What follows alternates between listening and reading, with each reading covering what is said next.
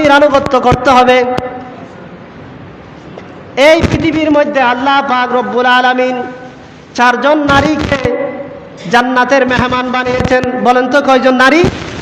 4 জন নারী। এখানে 2 জন নারী জান্নাতে গিয়েছে স্বামীর কারণে।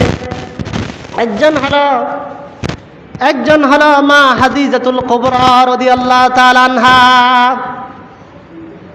হাদিজাতুল কুবরা রাদিয়াল্লাহু তাআলা মুহাম্মদ রাসূলুল্লাহ সাল্লাল্লাহু আলাইহি ওয়াসাল্লামকে বিবাহ করার পর তার সমস্ত সম্পদ মুহাম্মদ রাসূলুল্লাহ সাল্লাল্লাহু আলাইহি ওয়াসাল্লামের জন্য কি করে দিয়েছেন? বিলিয়ে দিয়েছেন।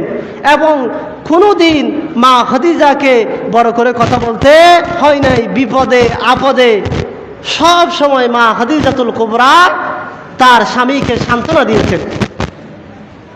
মুহাম্মদ রাসূলুল্লাহ সাল্লাল্লাহু আলাইহি ওয়াসাল্লামের উপর যখন কোরআন নাজিল হলো, রাসূলুল্লাহ সাল্লাল্লাহু আলাইহি ওয়াসাল্লাম ভয় পেয়ে গেলেন। ঘরে এসে কাঁপতে লাগলেন, কম্বল জড়িয়ে দিলেন। বললে যে কি হলো, আমার এরকম অবস্থা। তখন হযরতে মা খাদিজাতুল কুবরা বলল যে আপনার কিছুই হবে না, আপনি অসহায় মানুষকে সেবা করেন, আত্মীয়তার সম্পর্ক রক্ষা করেন, মানুষের সাথে সুন্দর ব্যবহার করেন, আল্লাহ তাআলা কোনোদিনও আপনাকে বিপদে ফেলতে পারে না। বড় করে বলি সুবহানাল্লাহ। এটি হলো প্রথম জন। দ্বিতীয় জন হলো